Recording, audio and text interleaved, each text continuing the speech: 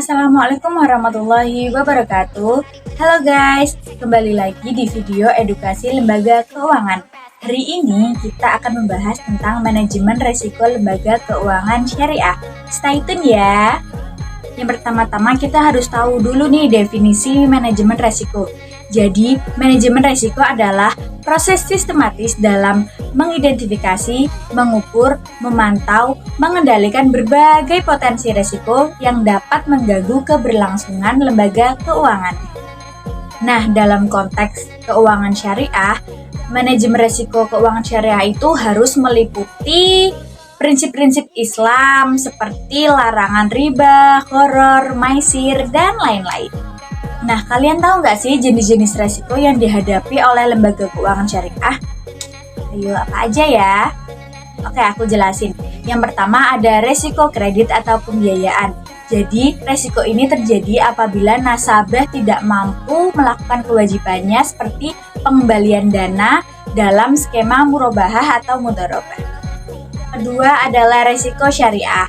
Resiko ini muncul apabila produk dan transaksi itu tidak sesuai dengan fatwa DSN MUI atau dengan prinsip syariah. Tiga, ada resiko pasar. Resiko ini berkaitan dengan fluktuasi nilai tukar, suku bunga konvensional yang mempengaruhi pembiayaan dan harga aset. Resiko yang keempat yaitu resiko likuiditas, yaitu ketika lembaga tidak memiliki cukup dana tunai untuk memenuhi kewajiban jangka pendeknya. Resiko yang kelima adalah resiko operasional, mencangkup kegagalan sistem, human error, fraud, atau lemahnya pengawasan internal. Nah, kemudian gimana sih lembaga keuangan syariah itu mengelola resikonya? Nah, simak ya langkah-langkahnya.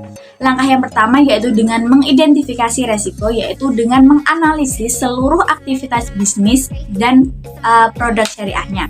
Kemudian langkah yang kedua yaitu dengan penilaian resiko, yaitu mengukur tingkat kemungkinan dan dampak dari setiap resiko. Tadi kan sudah dijelaskan tentang jenis-jenis resiko. Oke. Kemudian langkah yang ketiga yaitu dengan pengendalian mitigasi, itu bisa menerapkan SOP, kontrak syariah yang jelas ataupun asuransi syariah apabila diperlukan. Kemudian langkah yang terakhir yaitu monitoring dan evaluasi, yaitu dengan melakukan pengawasan secara berkala atau audit internal ataupun eksternal. Nah, setelah tadi dijelaskan langkah-langkahnya, apakah masih ada tantangan yang dihadapi oleh lembaga keuangan syariah?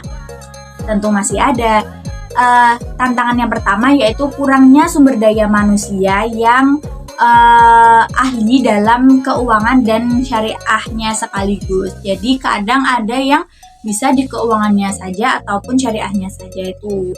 Nah, kemudian tantangan yang kedua itu minimnya instrumen lindung nilai atau hedging yang sesuai dengan prinsip syariah. Kemudian tantangan yang ketiga itu perubahan regulasi dan fatwa secara dinamis. Jadi fatwa DSN MUI itu sering berubah. Jadi tidak menetap. Jadi berubah sesuai dengan keadaan. Itu. Jadi karena itulah kolaborasi antara regulator, Dewan Pengawas Syariah dan manajemennya itu sangat penting untuk menjaga stabilitas keuangan syariahnya.